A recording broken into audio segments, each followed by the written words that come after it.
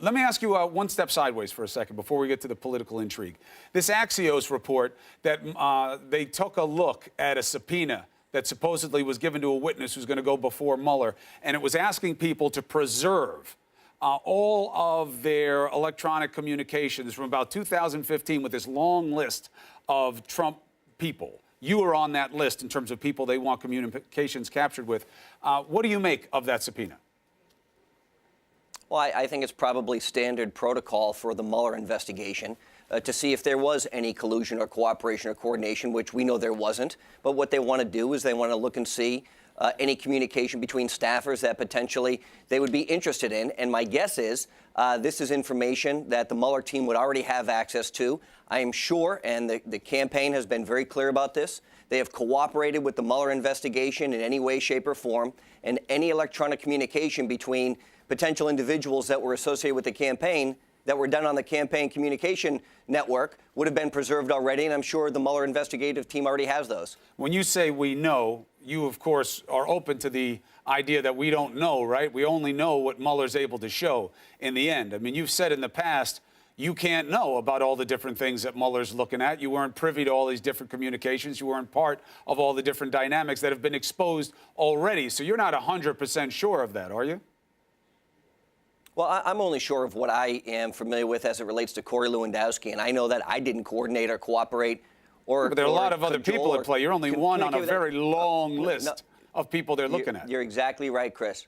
You're exactly right. And what I've said and what I mean, and I've been very clear about this, if anybody attempted to influence our U.S. election system by coordinating or cooperating with an outside source to materially change the outcome of this election, those people should be in jail for the rest of their lives. And if that's what Bob Mueller finds, is that people were trying to do that, we've seen they've indicted 13 Russians. If they have found individuals who are trying to impact the outcome of an election from the U.S. here, those people need to go to jail. Our democracy is too sacred. All right, next point. 22 folks, staffers, talk to the Washington Post, say it's crazy in here in the White House. It's hard, it's dysfunctional, we're having a hard time, our morale is down, we can't get things done. What do you say? Well, look, I love the sources that aren't willing to go on the record, and I think if people want to complain about their jobs, and let me tell you this, I don't work in the White House, I've never worked in the White House, but it is an extremely difficult environment under any circumstances. And if you go back and you talk to our friends who've worked there in the past, regardless of the administration, the 18 hours a day, 7 days a week, constant barrage is very difficult. But look, it is an amazing privilege, I think, to be able to serve our country by working in the White House. And if people don't want to work there, they should leave, because this job, being the administration, is bigger than any one staff person. And if you don't think that you're in the right position, do yourself and the president and the country the service that they deserve and leave, and not go on, on the record or on background with 22 sources who say it's chaos. If you don't like it, you can leave. It's a free country to still do that. Right, but why not look at it the other way and think about what the culture is in there and who is engendering that culture, and maybe that should be addressed. Maybe chaos isn't a great working theory for the business of government. Maybe there is something to what is being talked about by Scaramucci and others, that the chief of staff has created a culture in there that is making a lot of people feel down in the mouth. You think there could be something to that?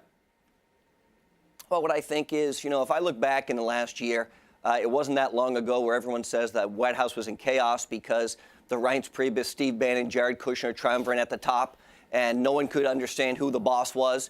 No one's saying they don't know who the boss is anymore. They know that John Kelly is the chief of the staff, and he's running the staff in that way. But what I don't understand is, there was chaos 7 months ago when it was a freewheeling, everybody had access to the White House, to the president, and now it's chaos because everything is controlled and buttoned up and there's a process. So I don't think you can have it both ways. Do I think that people say, hey, I want it one way or the other, or maybe you're somewhere in between? Possibly, but you can't make the argument on both sides. And I think what you've seen here is that John Kelly has put in process, a process in place where people have to report through a specific line. And I know some people don't like that. Do you think that if he pulls, well, he did pull Kushner's security clearance, do you see that as an indication that he and maybe the president's daughter may not be long for the West Wing?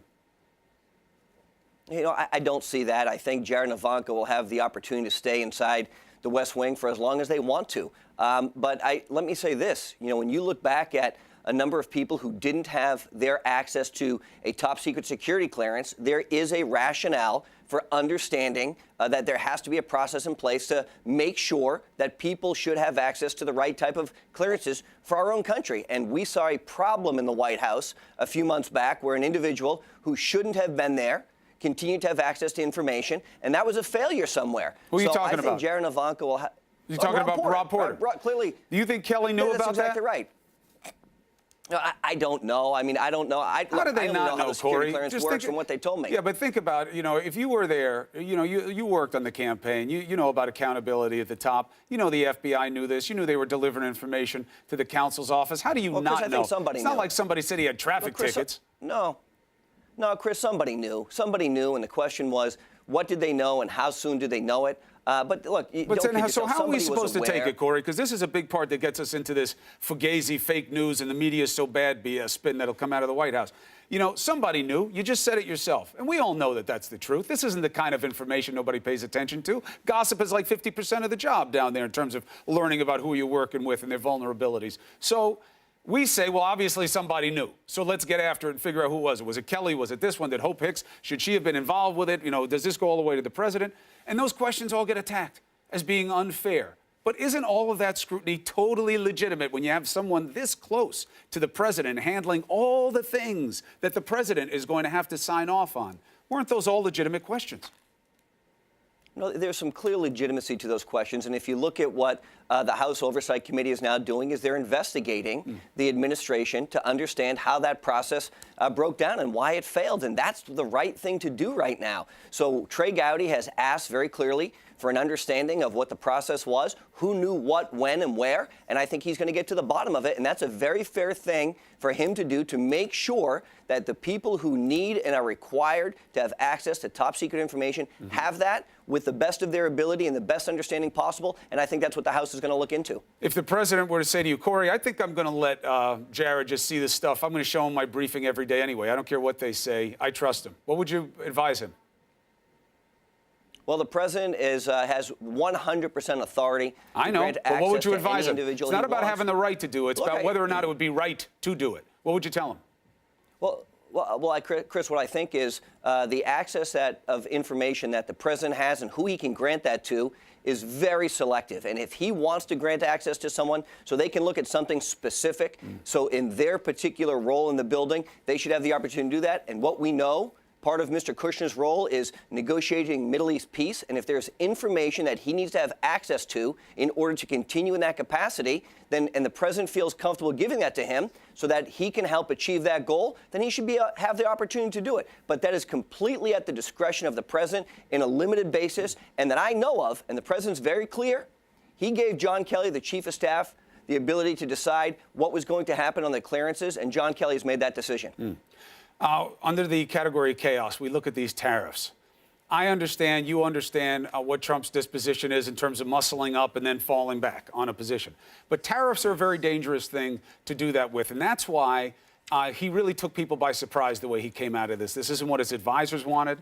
People were telling him it isn't the intelligent way to do this. You got to let us get people on board with it. He blew all that away and just went out with it. And now he's going to have to try to negotiate his process through Twitter. Was this the right move? Well, I think, Chris, if you go back and you look at the campaign, which is now almost 2 years ago, he'd been talking about the need for tariffs for a long time. So, the reports that the staff wasn't aware of it, I think are somewhat untrue. There was a report listed just today that, a few weeks ago there was a meeting in the Oval Office between 5 or 6 people who discussed this opportunity and whether or not to impose tariffs. So this notion that the staff hadn't been aware of it, I think, is factually inaccurate.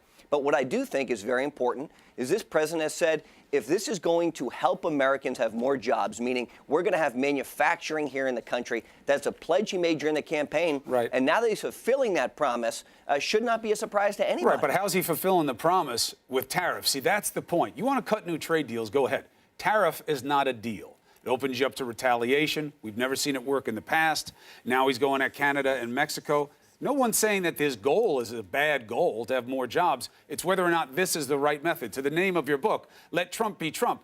Yeah, when Trump is doing something that's good for everybody else, you think this is an example of where he should have listened to his advisors?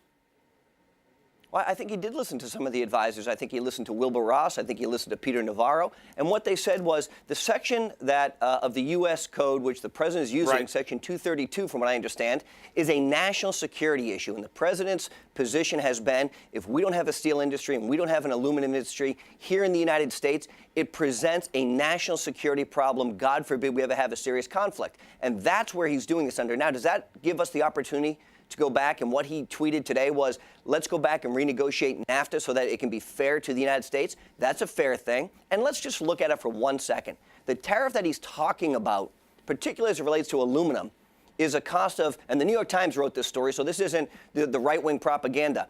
It's 1 cent on every beer can that you're going to drink. So you buy a six-pack of beer, it costs you 6 cents more if and only if they use 100% of the domestic aluminum available. If they continue to use recycled aluminum, right. which is about 80% of what a beer can is made of, it's a half of 1 cent on a can. So are U.S. citizens willing to pay 3 cents more for a six-pack of beer to create aluminum manufacturing jobs in the U.S.? I think the answer is yes. Well, but that's not the metric. The metric will be, how does the market respond? How do your trade partners respond? And what does that do in terms of putting pressure on U.S. labor? We'll have to see how it plays out if it actually happens. Corey Lewandowski, appreciate you taking the opportunity. Appreciate your perspective. Thank you, Chris.